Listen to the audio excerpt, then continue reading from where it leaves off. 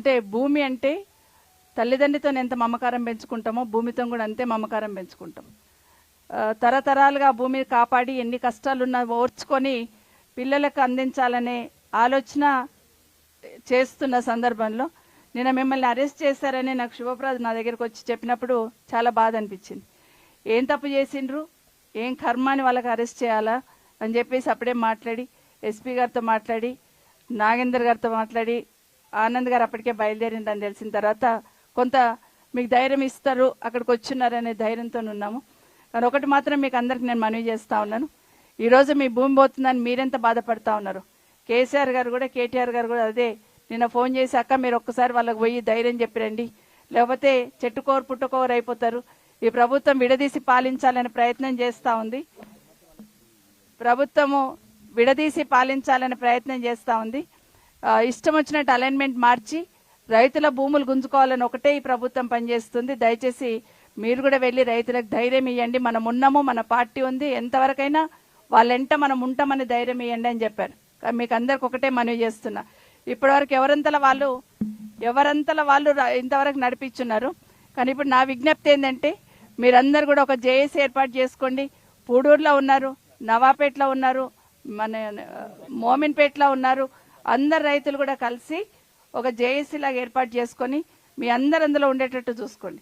వీలుంటే మమ్మల్ని కూడా అందులో జాయిన్ చేసుకోండి, మా నంబర్లు కూడా ఇస్తాం, కావాలంటే మీరు అందులో యాడ్ చేసి ఒక జేఏసీ ఏర్పాటు చేయండి.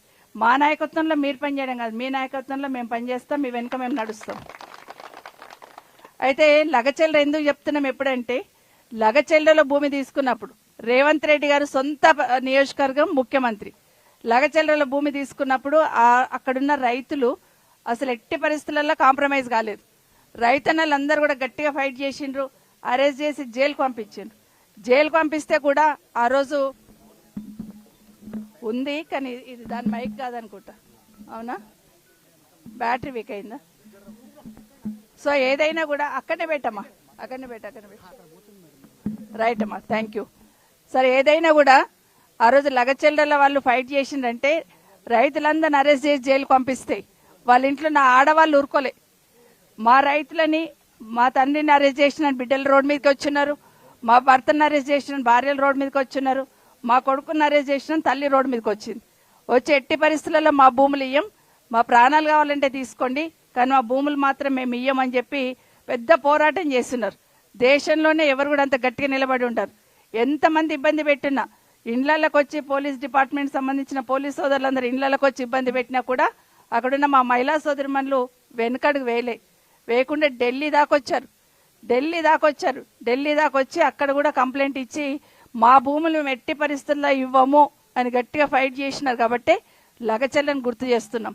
సో మీరందరూ కూడా ఏమో అవుతుందో కాదో, వాళ్ళ పార్టీ రూలింగ్ ఉంది కదా, ఇవన్నీ పక్కన పెట్టండి. రైతులందరూ ఒక్క తాటి మీద ఉంటే ఎట్టి పరిస్థితులలో ఏ ప్రభుత్వం కూడా ఏమీ చేయలేదనేది వాస్తవం. ఈరోజు నిజంగానే మీ భూములు తీసుకుంటున్న సందర్భంలో ఈపాటికే మీకు ఒక భరోసా ఇవ్వాల్సింది, కానీ కనీసం భరోసా లేకుండా వాళ్ళు ఇష్టం వచ్చినట్టు అలైన్మెంట్ మార్చుకొని ప్రభుత్వ భూమి ఉన్నా కూడా ప్రభుత్వ భూమిని వదిలేసి మీ పట్టా ల్యాండ్స్కెళ్ళి తీసుకుంటుందంటేనే ఒక రకమైన మూర్ఖత్వంతో ప్రభుత్వం పనిచేస్తుంది అనేది అర్థమవుతుంది. మా ఇష్టం, మా రాజ్యం, మేము ముఖ్యమంత్రి, నేనే ప్రభుత్వం, మాదే, మా ఇష్టం వచ్చినట్టు చేస్తామనే ప్రవర్తన ఏదైతుందో చూస్తే ఎవరం కూడా ఊరుకోము. రైతులకు ఇబ్బంది కలిగితే ఎట్టి పరిస్థితులు కూడా ఊరుకోవద్దు అనేది కేసీఆర్ గారు రైతుకు ఒక వెన్నెముకలాగుండే 10 సంవత్సరాలు కంటికి రెప్పలా కాపాడుకున్నాడు. ఏ చిన్న ఇబ్బంది వచ్చినా రైతుకు నేనున్నా అని చెప్పి పంపించున్నాడు.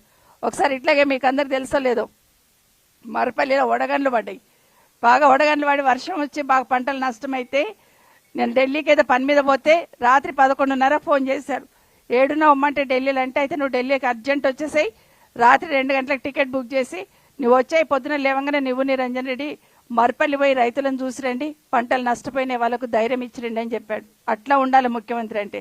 కానీ ఈరోజు ఉన్న వాళ్ళకి ఏముంది, పంటలు నష్టపోయినా ధ్యాస లేదు, భూములు పోతున్నాయని రైతులు ఏడుస్తున్నా ధ్యాస లేదు. ఇప్పుడు హెచ్ఎండిఏకి వెళ్ళి ఒక నోటిఫికేషన్ ఇచ్చున్నారు, ఒక ఆర్డర్, ఇప్పుడు ఆనంద్ చెప్పినట్టే. ఏం చెప్పారు అందులో, మీకేమైనా అభ్యంతరాలు ఉంటే వచ్చి హెచ్ఎండి ఆఫీస్లో కంప్లైంట్ ఇవ్వండి, మీకేమైనా సలహాలు ఉంటే హెచ్ఎండి ఆఫీస్లో వచ్చి మమ్మల్ని కలవండి. మరి అసలు రానిస్తూనే లేరు కదా, ఇంటికాడనే అరెస్ట్ చేస్తున్నారు, రోడ్ మీదకి రానిస్తలేరు రైతులని, త్రిపుల రైతులని. అక్కడ దాకా రానిస్తలేరు, గేట్ కూడా దొక్కనిస్తలేరు హెచ్ఎండి. మరి ఎక్కడ కంప్లైంట్ ఇవ్వాలి? కలెక్టర్ గారిని అడుగుతానేమో మాకు ఒక క్లారిటీ లేదు, పైకి వెళ్ళి మాకేం డైరెక్షన్ లేదు అంటున్నారు. మరి ఎవరిని అడగాలి? ఇప్పుడే కలెక్టర్ గారికి అందుకే చెప్పాను, మీ క్లారిటీ లేదు అంటున్నారు కదా, మరి మాకు వచ్చిన జీవో ఏదైతే ఉందో ఆ జీవో ప్రకారం 3 నెలల ముందే ఒక జీవో ఇచ్చున్నారు. కాబట్టి ఆ జీవోలన్నీ తీసుకొని మా ఆనంద్ గారు, మా నాయకులందరూ, మహేశ్వర్ రెడ్డి గారు, ఆనంద్ గారు, నాగేందర్ గారు, శుభప్రద్ గారు, వీళ్ళందరూ కలిసి మీ దగ్గరకు వస్తారు, ఎక్స్ప్లెయిన్ చేస్తారు రైతులకు ఏమి ఇబ్బంది అవుతుంది. రైతులను మీరు కలుస్తలేరు, మీరు భరోసా ఇస్తలేరు, కనీసం నాయకులకన్నా వివరించే ప్రయత్నం చేయండి. మా రైతన్నలకు మేము అండగా ఉండే ప్రయత్నం చేస్తాం. అసలు మా భూములే వద్దు అని ముక్త కంఠంతో ఇక్కడున్న రైతులు చెప్తా ఉన్నప్పుడు, అరే మీ భూములు తీసుకుంటలేం బహాపట్టంగా వచ్చి ఒక్కరు కూడా ఎందుకు స్టేట్మెంట్ ఇస్తలేరు? ఒక్కరైనా స్టేట్మెంట్ ఇవ్వాలి కదా, బాబు మీ భూములు తీసుకుంటలేం, మీరు టెన్షన్ పడక. ఇప్పుడు ఈ తమ్ముడు చెప్తున్నాడు మా నాన్నకు టెన్షన్ పడి హాస్పిటల్లో జాయిన్ అయినాడని. సో ఇట్లాగే ఎంతోమంది లోపల ఆడబిడ్డలందరూ కూడా మదన పడుతూ ఉంటారు. ఇప్పుడు ఆ తమ్ముడు చెప్తున్నాడు కూరగాయలు వేసుకొని నెలకు మేము 10 లక్షలు సంపాదిస్తాం, అట్లాంటిది మా భూములని గుంజుకుంటున్నారు అని చెప్తున్న సందర్భం వింటా ఉన్నాం. మరి వీళ్ళందరూ ఎట్టుపోవాలా, ఏం చేసుకోవాలి? ఇక్కడ ఉన్న చాలా మంది యువకులు చదువుకున్న వాళ్ళు ఈరోజు వ్యవసాయం చేసుకుంటున్నారు. ఎందుకంటే వ్యవసాయం బాగా చేసుకుంటే కేసీఆర్ వచ్చిన తర్వాత ఇంత రైతు బంధు ఇచ్చున్నాడు, ఫ్రీ కరెంట్ ఇచ్చున్నాడు, 24 గంటల కరెంట్ ఉంది, ఇంత వ్యవసాయం చేసుకోవచ్చు అనే సిటీకి దగ్గర ఉన్నామని ఆలోచనతో చేస్తున్నారు. సరే రింగ్ రోడ్ వచ్చినప్పుడు, త్రిబుల్ వచ్చినప్పుడు నిజంగానే పోతే జెన్యున్గా రింగ్ చేసి ఉంటే మా భూములు పోయింది కర్మ అని వదిలేస్తుంది. కానీ పెద్దవాళ్ళ కోసమో ఎవరి భూముల కోసమో ఇష్టం వచ్చినట్టు అలైన్మెంట్ మార్చిన తర్వాత ఏ రైతు కూడా ఎందుకు కడుపు మండకుండా ఉంటుంది? ఎవరి కోసమో పెద్దోడి కోసమో చిన్నోడిని కొడతా ఉంటే, చిన్నోడి కోసం పెద్దోడిని సఫర్ చేస్తే అర్థం ఉంది, కానీ పెద్దోడి కోసం చిన్నోడిని కొడతా ఉంటే ఏ రైతు కూడా ఎట్లా కలకలు ఉంటుందనేది ఒకసారి గుర్తుపెట్టుకోవాలని చెప్తూ, ఎట్టి పరిస్థితులలో వీళ్ళ భూములు తీసుకోవడానికి వీల్లేదు. ఒకవేళ భూములు తీసుకుంటే చాలా ప్రభుత్వ భూమి ఉంది అక్కడ ఇక్కడ, ఇప్పుడే చెప్తున్నాడు పలానా దగ్గర ఇంత భూమి ఉంది మేడం అని. అక్కడ భూమికి భూమి ఇవ్వండి, భూమికి భూమి ఇచ్చి మీరు భూమి తీసుకోండి, కానీ అంతవరకు వీళ్ళ జోలికి రావద్దు, వీళ్ళ భూములు కూడా తీసుకోవద్దని ఈ రైతన్నలందరి తరఫున కూడా డిమాండ్ చేస్తూ ఉన్నాను. లేదంటే ఒక భరోసా ఇవ్వండి, ఏం చేస్తున్నారు, ఏం తీసుకుంటారు. ఒక్క దగ్గర కాదు, రేవంత్ రెడ్డి గారి ప్రభుత్వం వచ్చినాక రంగారెడ్డి జిల్లాలో ఏ మూల చూసినా కూడా భూముల మీద డేగల్లాగా వారుతా ఉన్నారు. నిన్నగాక మొన్న అస్తేపూర్ కవ్వుకుంటే మీకు ఐడియా ఉంది, అస్తేపూర్లో రైతన్నలందరినీ మీ భూములు ఇచ్చేసేయండి తీసుకుంటాం అన్నారట. ఎందుకు తీసుకుంటానంటే మా భూముల మీద మాకు హక్కు లేదంట కదా మేడం, వాళ్ళు తీసేసుకొని అమ్ముకునేకి అవకాశం లేదట, ప్రభుత్వం తీసుకుంటుందట, ఎకరాకింత ఇస్తామంటున్నారు. ఎకరాకింత కూడా కాదు, లేఅవుట్ చేసి అందులో డెవలప్మెంట్ చేసిన ప్లాట్ ఇస్తాం మీకు అమ్ముకునికే లేదు. మరి మీరేం చేస్తారు? భూమి తీసుకొని అంటే అమ్ముకుంటారు. ఇప్పుడు ఆనంద్ చెప్పిండు కదా, రైతును భూమిని అమ్ముకొని బతుకుతే ఈ ప్రభుత్వం భూమి అమ్ముకొని బతుకుతుంది, దానికోసం అక్కడ తీసుకున్నారు. అట్లే పెద్ద మంగళారం గ్రామంలో తాతల నాటి నుండి ఉన్న భూములని వాటిని తీసుకుంటున్నారు. ఇప్పుడు 4th సిటీ ఫ్యూచర్ సిటీ అని చెప్తున్నాడు కదా, అక్కడ రైతులు ఏం సంతోషంగా లేరు ఫ్యూచర్ సిటీ వస్తుందని. ఎప్పుడు వచ్చి మా భూముల మీద పడతారో, ఎప్పుడు ఏ రోడ్ వేస్తున్నారో అని అక్కడ టెన్షన్ పడతా ఉన్నారు. మొత్తం జిల్లా నలుమూలలో ఎక్కడ చూసినా ఈ ప్రభుత్వం వచ్చినాక రైతుల భూములు గుంజుకోవాలని చూస్తుంది తప్పిస్తే రైతులకు అండగా ఉండాలనే ప్రయత్నం అసలే చేయట్లేదు. అందులో వికారాబాద్ జిల్లాకు సంబంధించిన ముఖ్యమంత్రి గారు ఉన్నారు. ఈరోజు నిజంగానే వికారాబాద్ జిల్లాకు సంబంధించిన రైతులు ఇంత ఆందోళన చెందుతూ అంటే ప్రభుత్వం నుండి ఒక భరోసా ఇవ్వకపోవడం అనేది ఈరోజు ముఖ్యమంత్రి గారు కూడా తలంచుకోవాలి. ఎందుకంటే నా జిల్లాలో రాష్ట్ర ముఖ్యమంత్రిగా సొంత జిల్లాలో సొంత నియోజకవర్గంలో రైతులు ఈరోజు ఆందోళన చెందుతున్నారంటే ఈ ప్రభుత్వంలో ఉన్న పెద్దలు ముఖ్యమంత్రి గారితో పాటు అందరూ కూడా బాధ్యత విస్మరించి ఏదో అధికార మదంతో పాలన చేస్తున్నది మాత్రం స్పష్టంగా అర్థమవుతుంది.